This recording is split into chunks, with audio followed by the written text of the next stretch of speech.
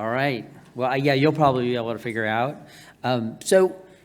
First off, I'm super excited to be here, honored. This is a really special group of people together, and I'm hopefully going to give you something interesting, and I think a lot of what I'm going to talk about fits in very well with everything else that has been said today. You can forward the slide. I'm going to also tell you that I have been involved with some legal proceedings, so I want to disclose that I've been hired as an expert witness in a number of states and some prison cases and school cases, so I do that type of work. I mostly see myself as a clinician and an educator. I've done a little bit of writing, but most of my career has just been seeing patients. I worked in federally qualified health centers, which are kind of primary care-based clinics, and then at university clinics, teaching residents. I still do a lot of teaching these days. And then I work in juvenile corrections. That's my other big population. We can go forward. I'm also a reader. I like to read a lot. I've always read a lot. And I came across two articles which both use the term perfect storm. And I found this to be pretty amazing, 4 months apart from each other in 2022. One, gender-affirming treatments of gender dysphoria in youth, a perfect storm environment for the placebo effect, the implications for research and clinical practice. Great Allison Clayton article. The other one, The Perfect Storm, a developmental social cultural framework for the role of social media in adolescent girls' body image concerns and mental health. And so I think this really puts together two perfect storms that have collided to cause the rise in medicalization of youth gender. Go ahead. So I think also we need to step back and kind of have some understanding of what type of slightly evolved primates we are. Humans, and I referenced Joseph Heinrich twice, once here and then once at the end, but humans seem to have a special tuning into the culture, and children grow up surrounded by culture and automatically soak it up. They can't help but learn from everything around them so they can become prepared to be an adult. And this human cumulative culture actually is what makes us smart. Our ancestors would know what berries to pick, where to get fresh water, how to process foods, if they didn't see other people doing it and just copy it. And they didn't know why, they just copy. So of all the species, we are the best copiers, and we really tune naturally into things. And status is also something that's important to us, so we particularly notice certain people and certain things and copy. Social media has changed things, as we all know. So kids growing up exposed to social media, or even if they're not on social media, their peers are on social media, and it amplifies the frequency and immediacy of their experience. So this is very much changed because things are happening really quick and they want to be in on whatever is going on in their group. There is now a demand for likes, comments, streaks, tweets, all these kind of things is a demand that didn't exist before in childhood. The rewards can be very intensive for playing this game well. This can raise their status. This can be something that is very important to them. Friend groups are now changing because of social media and how social media interacts in groups. You also have these worldwide connections. So kids are now seeing things that they never could have seen before, and some of the things might be very rare or things that hardly exist, but they believe them to exist, and this can create all sorts of challenges for kids. There's also the lurking, the bullying, and all sorts of other things that can go on negative online. Pornography, one of them that I don't focus on, but that's obviously something to worry about. And this is also disembodied social life. So a lot of social life is no longer in person. We're not connecting with the person right in front of you. It's coming through the computer. Even the US federal government has noticed that social media is causing some problems. And this is directly from their output about social media and the Surgeon General's warning. And first off, children who spend more than 3 hours a day on social media, wow, that's a lot of time, are having have double the problems. A recent survey showed that teenagers spend an average of 3.5 hours. And the impact of social media on body image, 46% of adolescents, 13 to 17, said social media makes them feel worse. So this, and if you, you can reference the Chuckus Bradley article on this, but it really goes through what seems to be going on. We have a mix of what social media can do, the features of being very visible, girls especially feeling like they always need to be camera ready. The filters increase competition. Even if you know a picture is filtered, it still subconsciously affects you. And so we have kids growing up with these pressures are more for girls, but also for guys. And the increase in depression seems to be especially related to body self-consciousness. So not everyone who's on social media is getting depressed, but there is some increase. But it seems particularly the girls are the increase, and it's particularly the girls that have body self-consciousness. So we've created, this is the one perfect storm that we've created, a lot of adolescent girls dissatisfied with their bodies. If you notice at the right side of that slide, Chuckus Bradley says, mental health concerns, depressive symptoms, and disordered eating. You can go to the next slide. I changed that slide a little bit because I put body dysmorphic disorder, social anxiety, and gender dysphoria. And I believe that the only reason she didn't put it on there is because she didn't want to put gender dysphoria because no one wants the heat of putting something in print where you're identifying that a lot of this is flowing through the internet. But I'm sort of into evolutionary theory, and I, long ago, because this book came out the year I started my psychiatry residency, was interested in some of the dialogue about how, as a modern society, are we going to think about gender, sex roles, body, and kids growing up, especially girls, now have to navigate the potential objectification that they're going to have, especially on the internet. Of course, it's always been true in person, but now we have an internet part of this. And, the girls have it sort of okay, am I going to use the objectification and get these rewards or attention, and then potentially be shamed for that and be given problems, or am I going to back away and try to not be objectified and not try to play that game? And so it's a very tough, especially as they're emerging into adolescence, with all the other pressures they have. This is a very tough, real thing that a lot of girls have to struggle with. There is also this evolved reality of the female sexed body is a object that male, heterosexual males are very much attracted to in whatever age. And so this is like a thing that somehow it's difficult to talk about.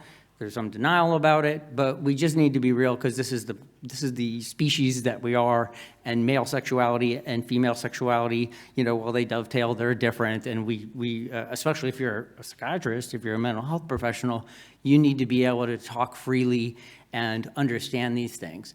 And I can tell you as a psychiatrist, when I first was getting into psychiatry, the analysts, who are mostly older guys, but we had a bunch of psychodynamic, psychoanalytic, they talk sex all the time. I mean, you heard sex all the time. And then time went on, and we moved to, they kind of literally died off, or we were getting older. And then now we have a lot of people that are afraid to talk about sex, and no one wants to talk about sex, and everyone's so concerned about offending everyone. We really, in psychiatry especially, we should be talking about it so much that people do get a little tired of it because it's an important thing and it's always uncomfortable. And as clinicians, we just have to be able to talk about things that are uncomfortable. And then to throw in with gender nonconforming youth, they go on the internet more and they have internalized and externalized pressures that are greater than other kids. And I think this has already been mentioned and is part of what is our struggles, related to gender distress. I think we also need good models about what is important when kids grow up and how they really grow up. And Judith Rich Harris, I think, rest in peace, it brought us a really wise way to look at it. A lot of our theories are all about parents. And parents are so important because they give a base for people to grow from and support and resources, but really kids want to be popular or grow up amongst their group. All of their intention is sort of figure out, where do I fit in with this group? And so group socialization much better explains childhood and adolescent development than any theory about your parents. I mean, at this point, usually people don't care about their parents, they're rejecting their parents, and they're very into their peer group. And kids want to find an identity, and so they try on different identities, they try on a place to fit in, they're trying to figure that out, but it is really mostly about, where do I fit today, not in the adult world 20 years down the road, where am I going to fit in? And what do psychiatrists think about this? Well, I was on stage at the American Psychiatric Association meeting in Toronto, and one of my good friends snuck this question into the crowd. I'm sure the censors would have loved us to not ask this question, but we got it in. He was doing polling on different things, and so this was the poll.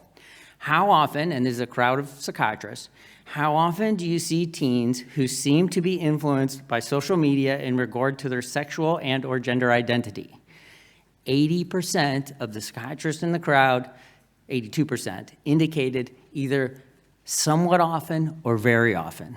And so sadly, psychiatrists, 82% of them polled, and there was another similar poll with same results, will say that in an anonymous poll at a meeting, but how many of them are getting up in public and talking about this?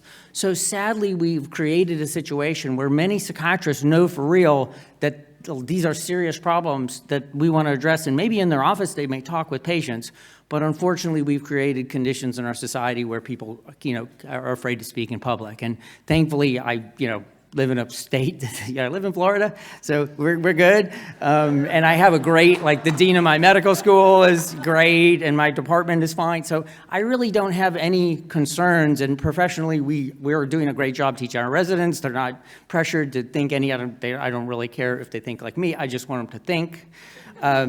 So we have a problem, and this 82% is really, it seems, what most child psychiatrists think, although you'll never see that in the New York Times. The other thing we have to understand is as we make these sort of official diseases or diagnoses, this affects society. And it is a way that the human suffering comes out in ways where it gets the response that people want. And have we been pushing people towards different ways of suffering based on what we, deem to be official way to suffer? And so you create these disorders, and then it seems like people fit their symptoms into the disorder to get the treatment. And, obviously with the internet going on, this is just, and I like the quote from God about dissociative identity conditions, which seem to share some properties with gender dysphoria, that this can't be considered disorders. He would rather want us to say conditions representing a way of expressing a type of suffering in young people. And also, it's just good to know that we've now known some names of the mass social media-induced illness. Another one not on there, Munchausen by internet, was the original 2012. Yeah, and social media-associated illness behaviors. But we need to be more honest that this clearly is a spread through social media, and we need to, bring it into the public and talk about it. This is also really interesting. If anyone knows Anna Lemke's book, Drug Dealer MD, really great book about the opiate crisis. But it talks about, for one, that's people who get into medicine, especially psychiatrists, we love that warm and fuzzy. We want to please. We want our patient to say, "You're the best doc." And so we have a tendency to overtreat because we want to give people what they want. And with opiates, it was really clear that we messed up a lot of people's lives and set them on a path that was really harmful. And I think gender medicine can look, and you can see the same thing. When people ask really hard, it's tough to say no, but that's your job as a physician. You got to say no. The other thing that was really interesting is that she talks about illness identity. The adoption of illness identities driven by the breakdown of traditional social roles. Illness provides a way to define the self in a rapidly changing and increasingly fragmented world. Furthermore, ill persons today are lionized as heroes because they fight a battle against overwhelming physical forces. I mean, this really is striking. this whole tension between, we've had all these anti-stigma campaigns. Oh, stigma's the worst thing. No stigma, no stigma. And we talked to the whole gender nonconformist. It's like, well, is illness identity good? Because we now have a lot of people adopting an illness identity, and they're wearing it around. And it's not just in gender dysphoria, ADHD, autism, all these things. Kids are identifying with these illnesses. These labels have a cost, and they can be really bad for kids when that's how they see themselves. Alan Francis mentioned earlier, when the latest DSM came out, he came out with a book, basically saying we've widened our diagnosis too much. We're not science-based about how we do it. And we got the pet theories into the DSM-5. Well, we're now downfield far enough where we are now suffering from what they put in the DSM-5. And I think he also said, which is great and true, diagnosis is too important to be left to the psychiatrists. We really need like multidisciplinary committees to come together, and the APA makes a lot of money off of that book. And this is a major revenue stream for them, and we need to be real about that. The other thing is that the psychiatrists are losing their ability to do therapy. Not very many psychiatrists are doing therapy anymore. And psychiatrists that don't know and haven't done any therapy opens the door to all sorts of foolishness. And if the previous generation of psychiatrists, really more steeped in therapy, probably would not have jumped on board with a lot of this craziness. So what do I like in terms of how to deal with a teenage? This is from the 90s, of course, so I'm going back in time, but this is one of my favorite books. There's like a workbook that goes with it. But right on page 4, they talk about if you have a teenager coming in and they have behaviors that you don't like or are a problem or doing something, you have to go and look, what are they serving? What is the underlying thing? And some kids really need power. They feel powerless. They want to assert power somehow. Some of them need to release their tension. Some are looking for attention. Some need stimulation. Some want to express themselves. Some want to rebel. And some want affiliation. And so if you can get a kid to fill those needs in some healthier way, and you can reframe it properly, you can help them move forward and progress them forward. But if you just stick to, okay, what's the DSM? Here's the click. Okay, what medicine goes with that? Which unfortunately is a lot of what psychiatry has become. All right, so Perfect Storm 2, I'm going to talk a bit about the placebo effect in this paper. This is a really great paper. Everyone should look at this. And it's amazing because if you look at the articles on antidepressants, there's all sorts of intellectual debate in our journals about like how much is the placebo effect. We know it's a lot. Okay, are these just, do we need to do an active placebo, or we're just going to do regular placebo because active placebos beat regular placebo? So if we're not going against an active placebo, it's a very nuanced, sophisticated conversation about placebo. In gender medicine, aside from this paper, nothing. No one is writing anything about the placebo effect. And it just goes to show you that they don't want to talk about it because they know that this is a lot of what we're measuring. And to stay on theme with how crazy we are and what kind of species we are, the new evolution deniers, we've often fought to get people to accept that we are slightly evolved primates that have evolved. And now the gender people seem to be the new evolution desires. I have a funny Colin Wright quote there, but I referenced this Nessie book, which is really good and exposes some of the problems in psychiatry because we build these bad models, and then when they don't work right, we wonder. And psychiatric diagnosis is often confusing things because we're not distinguishing diseases from actual just regular responses. Negative emotions are not a disease. We don't need to necessarily treat every negative emotion, but unfortunately, when you make it all into depression and you make it all into anxiety or gender distress or whatever you want to call it, and then you rush to treat, you can do harm. And we're not letting kids just really grow up, and we're trying to medicalize all their problems, and it's hurting them.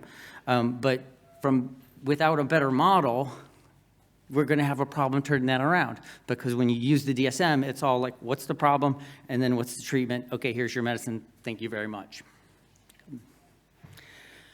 We have a lot of brilliant people here who've already written some great books, but then part of the problem with the perfect storm from the medical people is that these ideologies have been caught up in the infrastructure of medicine.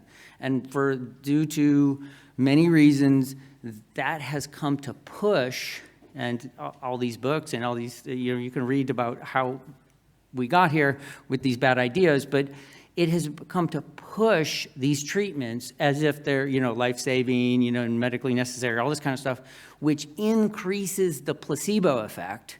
Unfortunately, when you have these prestigious organizations coming in and saying, this is the right treatment and this is the best treatment, that increases the placebo effect. So you should get the biggest placebo effect ever from this treatment because of all this backing by these big universities. And unfortunately, we do have this mix of ideology meeting reality, and here we are. I also think it's fascinating. If you read Eric Hoffer today, this drives home. I mean, most of this was written about what happened in World War II and the rise of fascism and communism and how these movements, so mass movement begin with men of words or fault-finding intellectuals who condemn the established social order. Attempts are made to discredit the prevailing creeds, which are then fed by doctrines and slogans of the new faith, and a widespread desire for change from discontented people who place the locus of control outside their power and who also have no confidence in existing culture and traditions. Wow. I mean, I definitely recommend Hoffer, and it rings as true today as ever. Powerful stuff. So back to Joseph Heinrich. So one of the things that we have to also step back and realize is that us, the people in this room, I'm sure, we're weird because we're Western, educated, industrialized, rich, and democratic.